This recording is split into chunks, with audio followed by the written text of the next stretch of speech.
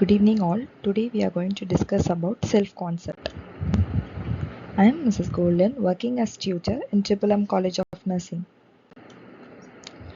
Objectives: at the end of the class, we will be able to see about what is self-concept, what are development of self-concept, what are the brief components of self-concept, enlist the characteristics of self-concept, and what are the factors that are affecting self-concept.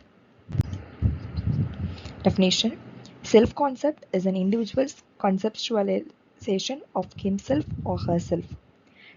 It is a sense of self and a complex mixture of unconscious and conscious thoughts, attitudes, and perceptions.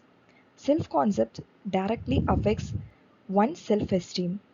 Nurses care for clients who face a variety of health problems that threaten their self-concept and self-esteem. Hence, nurses need to help clients adjust to alterations in self-concept and support the components of self-concept to promote a successful coping. Development of self-concept. Self-concept evolves throughout life and depends to an extent on an individual's developmental level. It is composed of beliefs, interests, skills, strengths, weakness, which makes similar to others. It influences the fundamental beliefs about who we are, who we should be, and whom we become.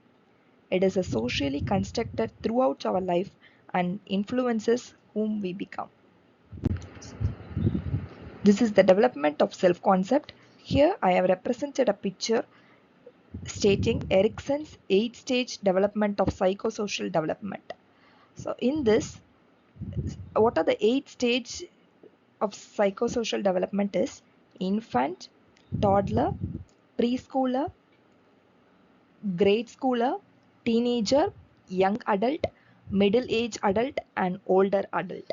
So infant, which is 0 to 18 months, which represents trust versus mistrust.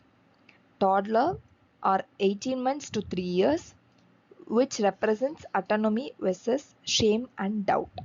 Preschooler, which represents 3 to 5 years, and initiative versus guilt. Grade schooler comes under 5 to 13 years, which represents industry versus inferiority. Teenager, which comes under 13 to 21 years, which represents identity versus role confusion. Young adult comes under 21 to 39 years, which represents intimacy versus isolation. Middle-aged adult, which comes under 40 to 65 years, represents generativity versus stagnation. And older adult, which comes under above 65 years and represents integrity versus despair. So these are the Erikson's 8-stage development of psychosocial. Components of self-concept. There are 4 main components of self-concept. One is identity, the next is body image, the next is self-esteem, and the last one is role performance. Now we will discuss about each component. Identity. Identity involves the internal sense of individuality, wholeness, and consistency of a person over time and in different situations. For example, children learn culturally accepted values, beliefs, behaviors, and roles through identifications and modeling. An individual first identifies whom their parent figures and later on they develop the identity.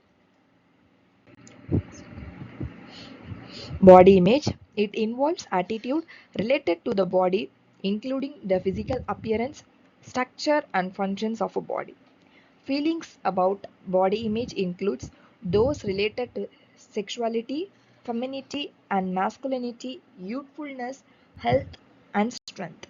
Nurses need to be aware that the majority of men and women experience some degree of dissatisfaction with their bodies and structure body with other role models such as teachers and peers.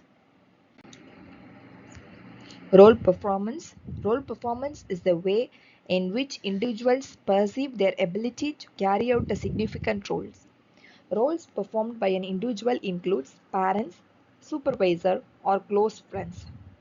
Ideal societal role behaviors are often hard to achieve in real life. Individuals have multiple roles and personal needs that sometimes may lead to conflicts.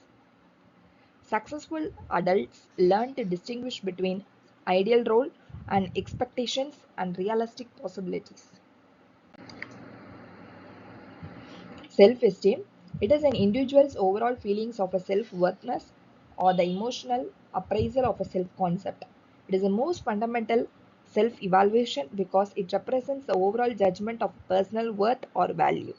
Self-esteem is a positive when one feels capable, worth, and competent.